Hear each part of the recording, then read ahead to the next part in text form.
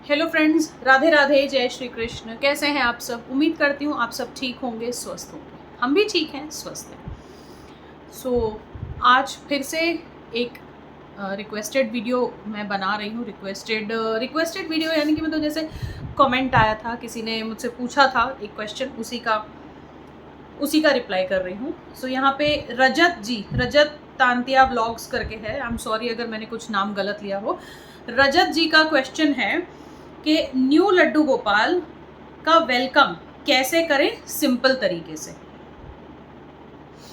तो बहुत अच्छी बात है कि आपके घर में श्री विष्णु जी, श्री हरि के अवतार घर में आप लाना चाह रहे हैं या पधारे हैं। तो इस केस में ये होता है कि आप बहुत सिंपल तरीके से जैसे उनका वेलकम करना चाहते हैं, लाना चाहते हैं घर में, बहुत ही सिंपल तरीका मैं आपको बताऊंगी। तो सबसे पहले जो हमें करना है, श्री विग्रह जब हम लेंगे, जहाँ से भी लीजिए आप, चाहे ऑनलाइन मंगाइए या चाहे आप मार्केट से उनकी न्यौछावर दे करके लेकर आइए, वृंदावन से मंगवाइए, जैसे भी मंगवाना चाहते हैं आप मंगवाइए। सर्वप्रथम श्री विग्रह जब घर में आ जाएं, अनबॉक्सिंग कर लीजिए उनकी अच्छे से, क्योंकि बोलते हैं ना कि जब तक आप अपने भाव नहीं दिखाते भगवान जी में प्राण नहीं आते हैं। अनबॉक्सिंग कर लीजिए।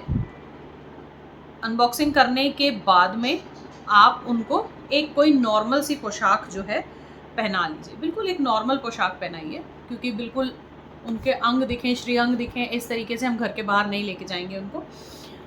तो या फिर अनबॉक्सिंग भी आप घर के बाहर ही कीजिए। एक सूती कपड़ा या जैसे मलमल का कपड़ा होता है उस तरह का कपड़ा ले लीजिए, जिसमें उनको आप श्रीअंग उनका ढक लीजिए। साफ सी एक सुंदर सी थाली आप सजा लीजिए और उसमें ठाकुर जी को बैठा के आसपास उनके जो है फूल बिखेर दीजिए, सुगंधित अच्छे फूल बिखेर दीजिए। उसके बाद में घर की बेटी हो या फिर हमारे घर की लक्ष्मी हो, हमारी माता जी हो या घर का कोई बड़ा मेंबर हो, उनके हाथ में श्री विग्रह दीजिए। जिस तरीके से गृह प्रवेश करवाया जाता है किसी नए सदस्य का या किसी बच्चे का, उसी तरीके से घर के मतलब अपने घर के चौखट के बाहर की तरफ वो श्री विग्रह लेकर खड़े रहेंगे, घर के चौखट की अंदर की तरफ एक जन खड़ा रहेगा। प्रॉपर तरीके से उनका तिलक कीजिए, उनकी आरती कीजिए, जैसे हम आरती उतारते हैं, किसी की आरती उतारिए, नज़र उतारिए, उनकी बलाएं लीजिए कि भाई किस किस की नज़र लग रही है पता नहीं, और इस तरीके से उनका गृह प्रवेश करवाइए। गृह प्रवेश करवाने के बाद में मंदिर जहां आपका है उस स्थान पर उन्हें बैठा के पहले साफ जल से उन्हें नहला दीजिए। नहलाने के बाद एक कोशिश कीजिए कि एक पंचामृत स्नान आप ज़रूर करवाएं। पंचामृत स्नान करवाना आवश्यक होता है। हमारे ठाकुर जी को पंचामृत स्नान बहुत प्रिय है। एक पंचामृत स्नान उनका पहला जो है अवश्य करवाइए।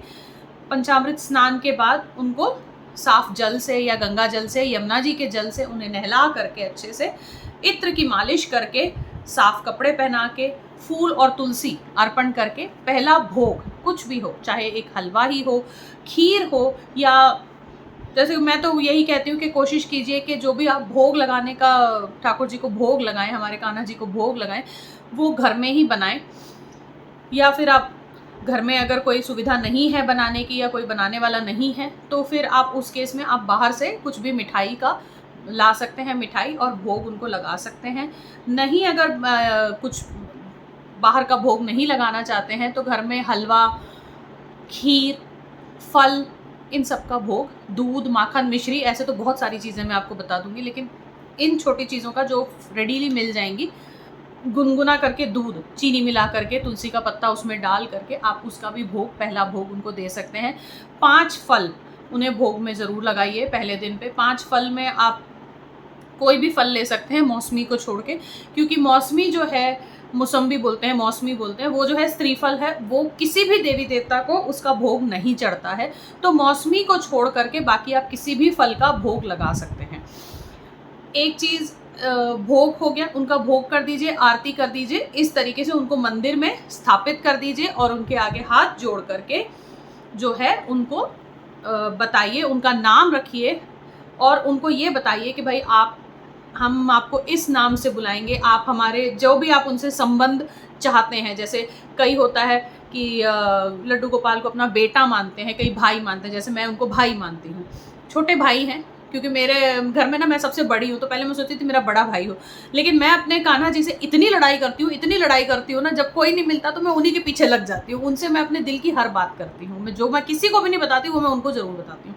तो वो मेरे छोटे भाई हैं, उनसे मैं खूब बहन की तरह लड़ती भी हूँ, मैं खूब जिद भी करती हूँ, खूब मनमानी भी करती हूँ। सो इस तरीके से अपने ठाकुर जी के साथ सबसे पहले तो उनसे संबंध बनाइए कि मेरा आपसे ये संबंध है, क्योंकि जब तक आप भगवान जी से रिश्ता नहीं बनाएंगे, अपना एक भगवान मान के उन्हें मानेंगे ना, तो वो दिल का कनेक्शन नहीं होगा।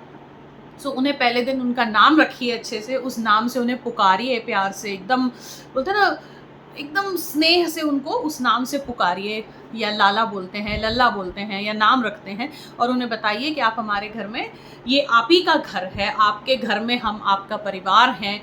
इस तरीके से जो भी भाव आपके मन के हो वो उन्हें बताइए, भोग दीजिए, आरती दीजिए, इस तरीके से उनका मंदिर में स्थापना कर दीजिए। स्थापना इन द सेंस कि चल अचल जो स्थापना होती है वैसे। प्राण प्रतिष्ठा नहीं करनी है, क्योंकि हम जब घर से बाहर जाते हैं तो प्राण प्रतिष्ठा वाले में बहुत दिक्कत आती है। ये मैं अपने हर वीडियो में ये चीज़ ज़रूर बताती हूँ कि चल अचल वाली जो है स्थापना कीजिए। सो इस तरीके से बहुत ही सिंपल तरीके से आप घर में श्री विग्रह ला सकते हैं। उनका वेलकम करने का ये बहुत अच्छा तरीका है कि आप हमारे नए सदस्य हैं, उनकी आरती उतार के, नज़र उतार के, उनकी बलाएँ लेकर के आप उनको अपने घर लेकर आइए। सो ये है सबसे ईजीएस्ट तरीका। और हैं और भी तरीके हैं, लेकिन वो फिर बहुत टाइम टेकिंग है, बहुत लंबा चौड़ा उनका प्रोसेस है। तो ये सबसे ईजीएस्ट जो आपने मांगा था ये वो है। और एक बात मैं ज़रूर कहूँगी कि भोग जब भी भगवान जी को लगाया जाए, जब भी किसी भी भगवान को आप भोग लगाते हैं, अगर आप खाना जैसे हम प्रॉपर मील बनाते हैं उसका भोग अगर आप लगाते हैं तब तो चलिए कोई बात नहीं, लेकिन अगर आप फलों का भोग लगाते हैं और आपको लगता है कि फलों का भोग आप लगाएंगे और उसके बाद तुरंत उन फलों को ग्रहण करने के लिए, प्रसाद ग्रहण करने के लिए कोई नहीं है सामने, तो फल जो हैं वो जैसे साबुत होते हैं उस तरीके से आप फल रखिए। काट काट के फल मत चढ़ाइए, क्योंकि एक बार जब वो भोग लग जाता है तो वो प्रसाद हो जाता है, उसे इधर उधर फेंकना नहीं चाहिए, वो चीज़ गलत होती है। अगर आपको लग रहा है कि कोई तुरंत खाने वाला नहीं है तो आप साबुत फल रख दीजिए, क्योंकि जो देवी देवता होते हैं, जो भगवान होते हैं, वो लोग वैसे भी दृष्टि भोग लगाते हैं, वो लोग सही में तो आके खाते नहीं है कोई चीज़, वो लोग सिर्फ एक दृष्टि भोग लगाते हैं ताकि जो भोग में हमने उनको चढ़ाया वो हमारे खाने के योग्य हो जाए। इतने जो है ना, भगवान किसी भी अवतार में हो, किसी भी युग में हो, वो सिर्फ और सिर्फ अपने बच्चों की सोचते हैं। सो दृष्टि भोग होता है वो, तो उसमें तुलसी का पत्र अवश्य डालें। और अगर आपके घर के आसपास कहीं है कि बहुत सारे तुलसी के पेड़ हैं, तुलसी के पौधे हैं, तो वहाँ से कुछ तुलसी तोड़ लाइए, ठाकुर जी के लिए तुलसी की सुंदर सी माला बनाइए, तुलसी की माला उन्हें ज़रूर चढ़ाइए। ऐसा कंपल्शन नहीं है कि तुलसी की माला चढ़ानी है, आप चाहे तो तुलसी का एक पत्ता भी चढ़ा देंगे तो भी चलेगा, थोड़े से फूल चढ़ा दीजिए। बस यही है एक सिंपल तरीका उन्हें वेलकम करने का। वैसे तो मेरी कोशिश रही है कि मैं आपको अच्छे से सब कुछ बता दूं, फिर भी अगर कोई डाउट रहेगा तो आप कमेंट में पूछ लीजिएगा, मैं आपको रिप्लाई कर दूंगी। और इसके अलावा अगर आप लोग और कोई रिक्वेस्ट करना चाहते हैं वीडियो के लिए तो इस वीडियो के नीचे कमेंट कर दीजिएगा। तब तक के लिए मैं लेती हूँ आपसे विदा, अगले वीडियो में जल्दी मिलूंगी। राधे राधे।